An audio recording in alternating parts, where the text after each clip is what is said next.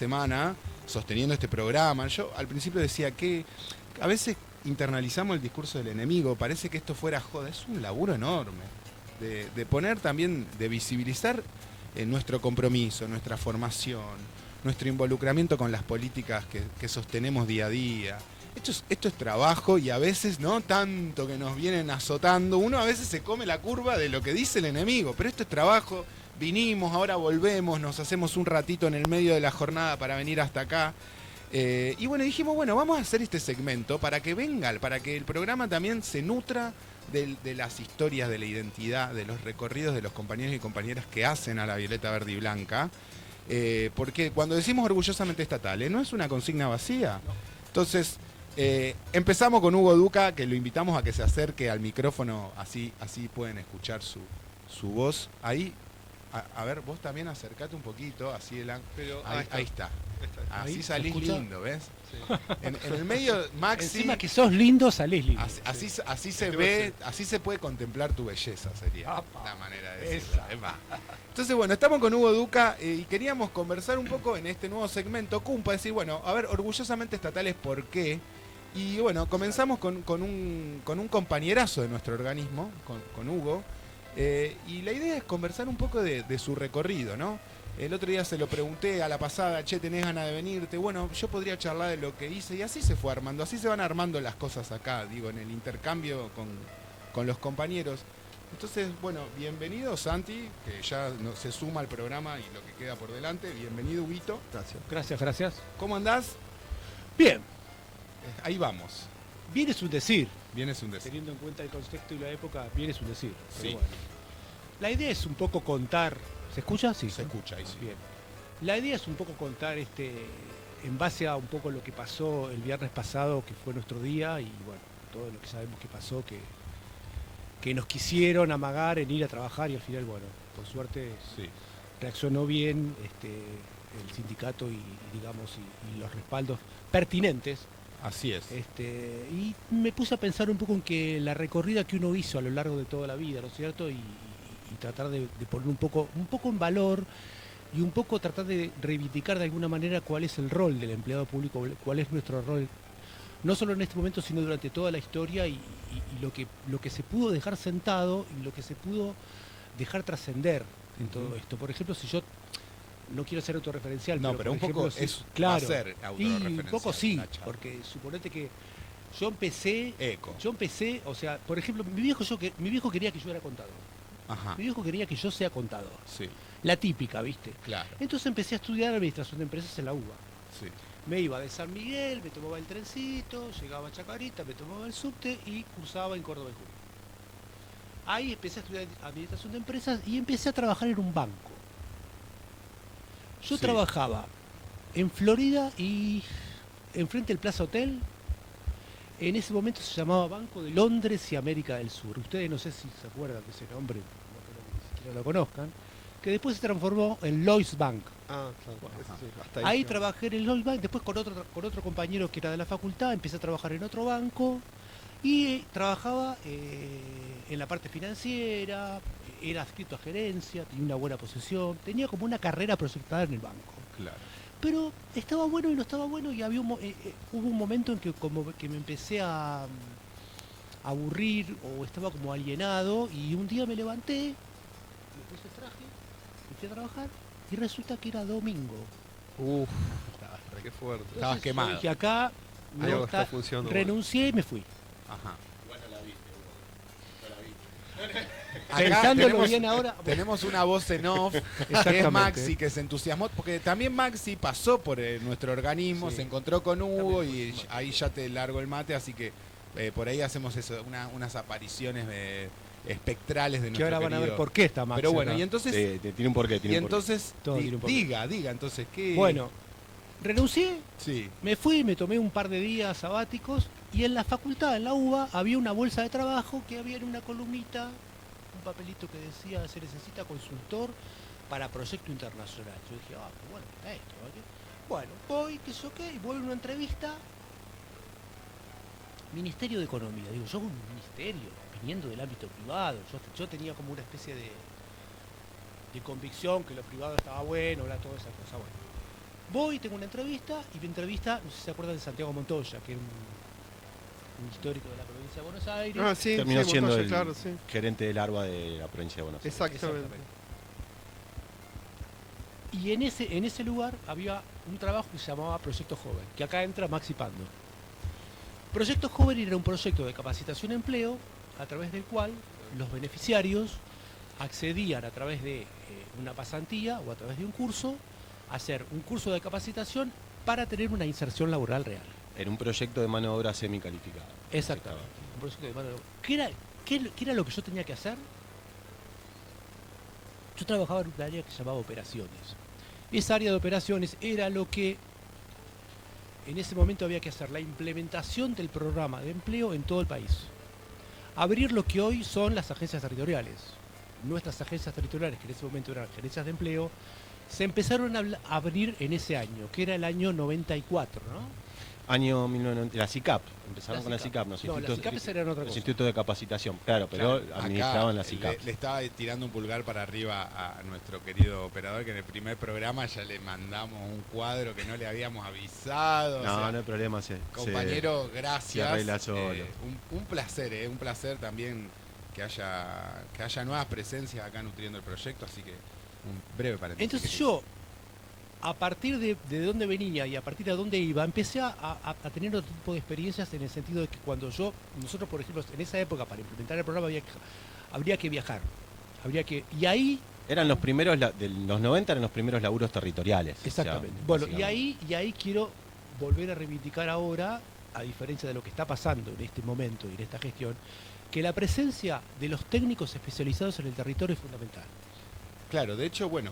Ir por al ahí- territorio y estar con la gente y darse cuenta de lo que pasa, ir ver y estar y charlar y conversar con la gente es la mejor aplicación de una política pública que se puede llevar a cabo hoy en día. Acá venimos haciendo una serie de entrevistas sobre nueva estatalidad. Hace no mucho entrevistamos a Luisina Perelmiter, que habla de la burocracia plebeya, como esa burocracia que genera cercanía, calor, que bajo la idea de lo discrecional tiene el teléfono para seguir casos y a la población con la que trabaja, más allá de los horarios de oficina, digo. Y entiendo, y el otro día le preguntaba también a Santi, vos tenés también un recorrido en ese sentido también en nuestro organismo, así que Claro. también si querés entrarle a lo que ha sido esa experiencia con la SATE. Ahí voy, Bien. ahí voy. Venga. Entonces ahí, estando en el territorio y fijando un poco cuál era la población objetivo del Proyecto Joven. La población objetivo del Proyecto Joven eran personas que estaban en situación de vulnerabilidad, que necesitaban mejorar su empleabilidad y necesitaban mejorar su perfil laboral. Ahí había que hacer capacitación, había que buscar a la gente. 18, 25 años era que 18, 25 Ujú, años. exactamente. Y en esa época no había WhatsApp. Claro, había- no, digo, por eso quería revalorizar este laburo de territorio, porque Sí. es esto, no existían redes sociales, no existía WhatsApp, vos tenías que ir sí o sí al territorio, encontrarte primero con la población, después con las empresas, porque lo que terminaba siendo era un puente hacia la finalización de esa capacitación, porque existían los primeros sistemas de beca del programa de apoyo a la reconversión productiva del menemismo. Exactamente, el PNUD. Estamos hablando de entonces 90 y tantos. 94, 95, época de Menem. Caballo era estaba ministro. Eso en la órbita de economía. Entonces. Eso era en la órbita de economía.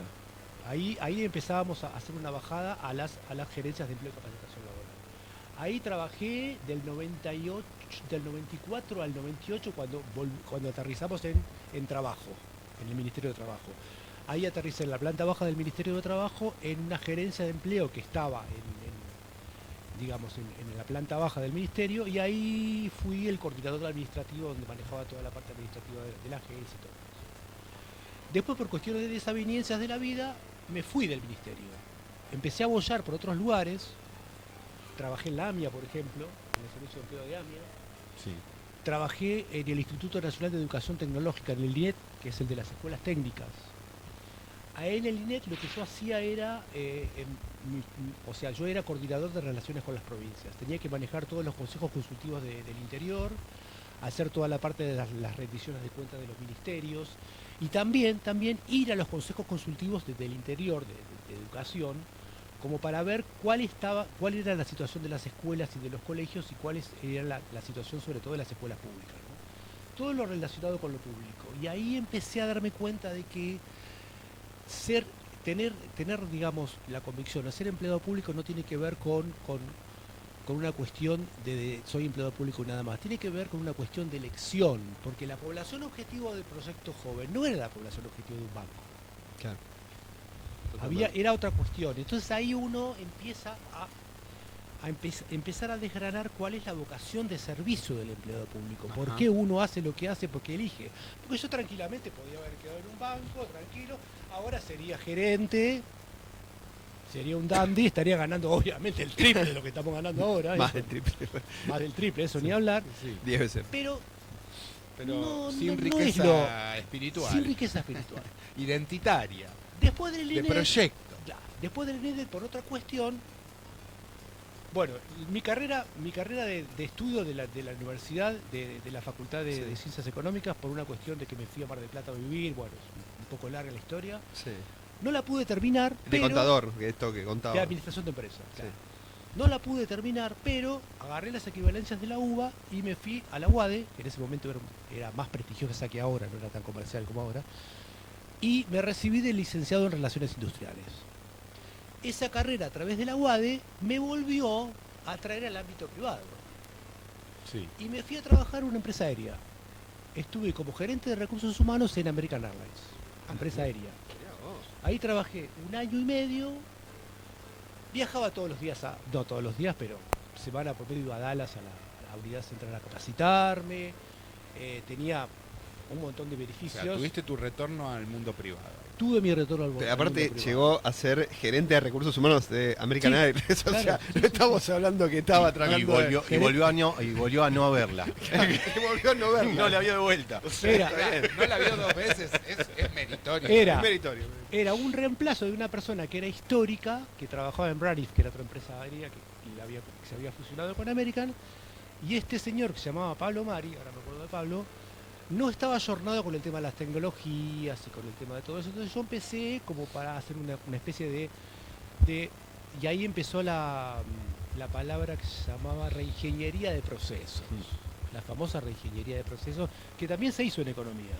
Antes de pasar a trabajo, claro. Antes de En pasar el a trabajo se hizo la reingeniería. 97 debe haber sido. Sí, 97. Sino una empresa chilena, recuerdo. Sí. Bueno, y en toda esa o sea, y ahí pegás de nuevo el volantazo y volvés. Trabajé 1 año en American, no quedé porque yo estaba trabajando con una agencia, no pude quedar y volví a bollar. Vendí seguros de vida, hice un montón de cosas. Hasta que un día, trabajando en la AMIA,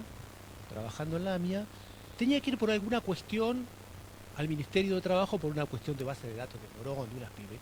Vuelvo al ministerio y ahí me encuentro con compañeros que yo trabajaba desde antes y me dijeron que se estaba formando una nueva área y ahí empiezo a trabajar en el año 2006 en el área que en ese momento era una unidad de ejecutora y que se transformó en la Dirección de Servicios de Empleo.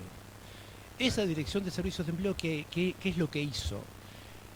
Empezó ¿se acuerdan del plan Trabajar? Sí. Que era de Dualde. De Dualde. Bueno, Dualde. ese plan Trabajar tenía un alcance nacional a través del cual había que empezar a sistematizar un montón de cosas. Entonces, era necesario implementar una red de oficinas o una red de servicios de empleo para que todos los beneficiarios del trabajar no solo cobren trabajar por cobrar, sino tratar de reconvertir esa población en gente que pueda tener acceso al mercado laboral. Entonces, ¿qué era lo que hacíamos nosotros? Empezar a conformar lo que hoy es la red de servicios públicos de empleo, o sea, abrir lo que comúnmente se llama en el ministerio, por ahí mucha gente no la conoce, que es la red de oficinas de empleo. Claro. En ese momento no había oficinas de empleo en el país, sí que estaban abiertas las gerencias de empleo, que se abrieron cuando nosotros trabajábamos Claro, con Maxi en estaba, Economía. estaba intentando acordarme eso, que fue, pero nosotros, Hay que repatriar a Pando. porque recuerdo que con Claudia Viñas, Sí. Viviana Cago Sí, y Mónica Arnaiz, sí, nosotros estábamos encargados de las compras del proyecto, sí, claro. y cuando se empezó a armar toda esta red de oficinas de empleo, hubo que hacer compras para equiparlas. O sea, desde el ventilador, el escritorio, las computadoras y las sillas, hicimos las compras de todo el país con Claudia, Exactamente. Mónica y Vivi. Y nosotros Laburo enorme, nos dividíamos bueno. en regiones y en nuestra región, la función era, por ejemplo, ir a una provincia, hablar con el intendente de la provincia, elegir el local, hacer las entrevistas laborales para definir los perfiles de la gente que iba a trabajar en las agencias y formar el equipo y salir al territorio. O sea que uno tenía que tener mínimamente la expertise de lo que es una entrevista laboral. Yo por mi carrera, que justamente yo me recibí del licenciado en Relaciones Industriales, Claro. que es Administración de Empresas con Recursos Humanos Unida, entonces tenía la expertise como para poder aplicar eso. ¿A qué voy a todo esto? Que uno lo hacía con convicción. Me acuerdo que una vez estaba, por ejemplo, me acuerdo ahora de una historia, estaba en San Juan visitando, nosotros visitábamos las empresas donde se hacían las pasantías, que eran justamente los beneficiarios de los programas que accedían a una pasantía en una empresa y después quedaban trabajando, hacían pasantías de campo. Y estaba en una empresa vitivinícola. Y yo estaba así, un día un gurisito así me toca y me dice, por usted que está en Buenos Aires en un escritorio, yo estoy trabajando acá. Entonces yo dije, por mí. Y ahí es como que te empieza a caer la ficha un poco que uno, implementando este tipo de cosas, Buena tarea. tratando de incorporar esta gente que está caída del sistema, Total. que hoy en día, teniendo en cuenta que la gente que se cae del sistema y la meritocracia actual, Sí, sí, chavos, que olvídate de esa gente que Estás- uno sos pollo. la trataba exacto, la Sí, trataba acá donde quedo yo. de reivindicar, ¿no es cierto? Entonces ahí es como que empecé a darme cuenta de que uno si es empleado público, presta un servicio y no lo hace porque no le queda otra. A mí, sinceramente, yo elegí esto, porque a mí, por lo que conté, me quedó otra muchas veces. Es más, y estando trabajando en economía, volví a recibir ofertas del mercado privado. Volví a recibir ofertas de compañeros de American o compañeros del banco. Y realmente me gustó y uno lo toma como lección de vida. Totalmente. Y hoy en día, teniendo en cuenta dónde estamos parados y teniendo en cuenta todas las cosas que se hizo con 60 años, me gustaría que esta realidad que nosotros tenemos en este momento, poder revertirla desde otro lugar. Sí, yo ahí Dice te quería 60 años, pero Hugo está igual desde que lo conozco. Ya era canoso. Yo cuando decía, lo ¿qué edad conocí, pero tiene está cuando igual. contaba todo el recorrido Está igual histórico? siempre. Digo, pero es A la gente- Nosferatu. O sea, siempre fue un ¿cuántos años? pende viejo, o sea, porque, dije, o ya era pará. viejo antes, porque hace 30 años que Claro, lo conozco. Sí, más o menos. Más o Pero menos. digo, para todo ese recorrido, ¿no? Sí, ¿Cuántos años tiene? Pensaba Claro. yo. No, parece un pibe. A la gente que está del otro lado, invitamos a... Bueno, ahí se saludaron. Lo lindo de este chat que nos encontramos. Un beso grande a Pau Montecerín, que ahí también... Es un espacio de encuentro, el chat, de poder compartir, conversar. Qué bueno que pueda servir en ese sentido. Y yo pensaba, para no caer como en un fetichismo del testimonio o en una mirada nostálgica. Claro, sí, totalmente. ¿Por qué digo no? Porque también ahora en unos minutos viene Emiliano y vamos a hablar también sobre el tema de nueva estatalidad, ¿no? Emiliano Bizarro de la Fundación Germán Abdala. Estamos Ajá. laburando temas de nueva estatalidad, también en una mirada, en una revisión de dónde venimos y de cómo reconstruir. Entonces a mí me surge esta pregunta. De tu experiencia en territorio, en relación a programas de inserción en el mundo del trabajo y demás, y el contexto actual, ¿dónde ves vos que puede haber relevancia para aplicar políticas en ese sentido? O sea, si vos ves el estado, la foto actual, Sí. con de altos niveles de informalidad, digo, ¿qué políticas de las que has sido parte crees que pueden ser útiles y servir para mejorar las condiciones de vida de la población? Digo, me surge esa pregunta, ¿no? Como para que no quede como una cosa... Claro, lo que pasa que ahí yo entiendo perfectamente a dónde vas. Lo que pasa que vos, ahí a esa pregunta a mí me surge un inconveniente de la situación actual. A ver. Justamente lo que estábamos diciendo, Max, lo que estábamos diciendo es que cuando uno va a hacer una política pública para aplicarla, tenés que ir al territorio. Claro, claro, Hoy claro. en día no podemos viajar. No, Yo totalmente. quería Hoy en hacer- día la situación es diferente, entonces uno trata de ver cuál es, como decís vos, la posibilidad de que para qué sirve una política pública. Una política pública sirve para sentar una base y para sentar algo que quede en el tiempo. Claro. Y esto hoy no está ocurriendo. Yo pensaba esto, Claro. ¿no? Hugo, mientras Sí. que hablabas, pensaba qué diferencia enorme entre lo que fue, digamos, en nuestros gobiernos nacionales populares, donde había una lógica federal, donde se Sí. invirtió en la lógica federal, digo, porque ustedes estaban contando recién que armaban todas las oficinas, que compraban los recursos, bueno, además de la gente que trabajaba en esos lugares, digo, había toda una política con una fuerte connotación federal, que es justamente lo contrario que está pasando ahora. Yo creo que justamente está en riesgo, y todos sospechamos, está en riesgo todo ese armado, digamos, nacional, porque van a Sí. avanzar contra todas las agencias Y la territoriales. gran diferenciación, digamos, ahí vos te contaba, digo, la labor de los compañeros que trabajan en el territorio era acercar el Estado al privado. Y el privado al Estado porque se trabajaba en conjunto. Claro. Había una necesidad tanto de las personas que estaban con dificultades para acceder a un trabajo, de las empresas que les costaba tener personas calificadas para cubrir ciertos puestos de laburo. Claro. Entonces había un punto de reunión entre el Estado y el privado donde cada uno se daba una mano. Ahora, por el contrario, lo que hace el Estado es alejar Sí, al sí. privado Se va retirando. completamente y no existe. No, claro. Se va es retirando, una se va relación retirando del consumidor. territorio además, En que realidad- eso es el riesgo mayor. Para mí el Claro. problema es que se retira del Si vos territorio. si te pones a comparar, hay ciertos puntos de similitud entre los 90 y los que había ahora, Sí, desde ya. donde Totalmente.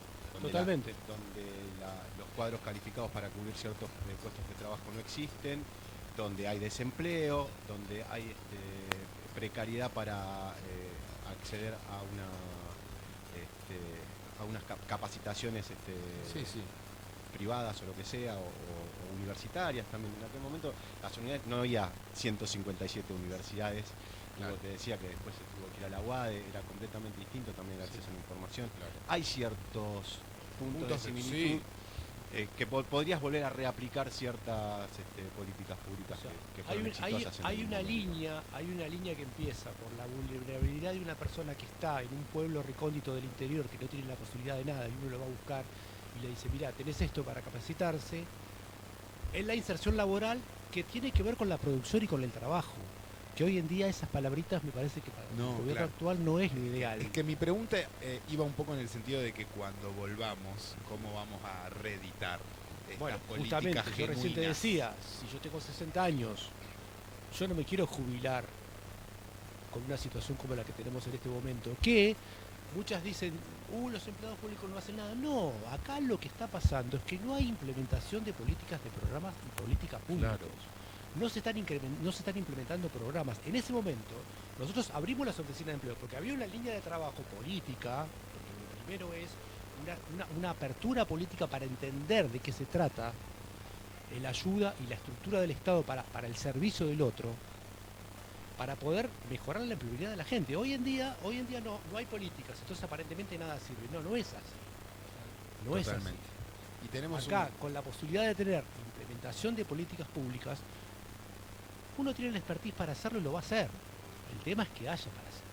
sí, la voluntad, digamos, ¿no? Está. Y Ahora otra vemos- cosa que tampoco se está viendo, porque nuestro querido, el señor dice que va a destruir el Estado. Por más que destruya todo el Estado, no sirve de nada. Por ejemplo, el costo. El otro día estaba escuchando un periodista que dice que el viernes, que por el viernes del Día del Empleado Público, Sí, ¿qué los costo pierden? millones, sí. ¿Qué millones? A ver, ¿qué rentabilidad da el Estado? El Estado presta un servicio. Además habría que decir La rentabilidad está implícita en otras cosas. cuánto insume en el Producto Bruto en Argentina. Es el 0.5 del ámbito público, el APN en el Producto Bruto de Argentina. O sea, es inexistente.